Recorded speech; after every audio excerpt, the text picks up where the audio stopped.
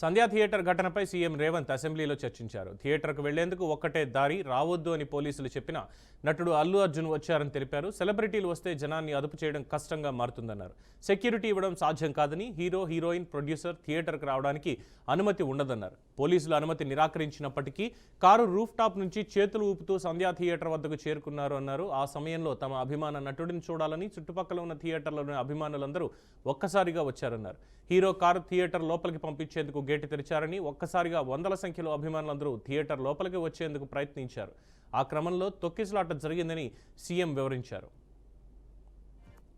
Hero కానీ heroine కానీ cinema producers కానీ ఎవరు థియేటర్ రావడానికి వీల్లేదు.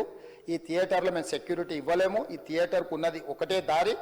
ఈ దారిలో ఇంతమంది వేలాది మంది అభిమానులు వచ్చినప్పుడు మేము కంట్రోల్ చేయలేము, వద్దు అని తిరస్కరించారు. తిరస్కరించిన తర్వాత కూడా 4 తారీఖు 9:30 ప్రాంతంలో హీరో రావడం జరిగింది. రావడం కారులో వచ్చి థియేటర్లపై సినిమా తెచ్చి మళ్ళీ కారులో వెళ్ళిపోతే పెద్దగా ఇంత ఇబ్బంది జరుగుతుండేనేమో లేదో నాకు తెలియదు.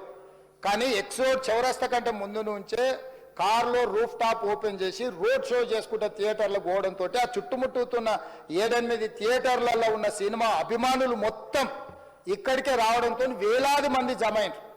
ఆ గేట్ ఒక్కసారి హీరో కారు లోపలికి పంపించడానికి ఆ ఉన్న గేటు తెరవడంతో వేలాది మంది ఒక్కటేసారి ఉప్పెనలాకి వచ్చారు. ఆ ఉప్పెనలో చనిపోయిన రేవతి, ఆమె కొడుకు, భార్య, భర్త, కూతురు వాళ్ళు అలాగైపోయి కొడుకు, తల్లి ఒక పక్కన పోయి ఆ జనాల నుంచి తప్పించుకొని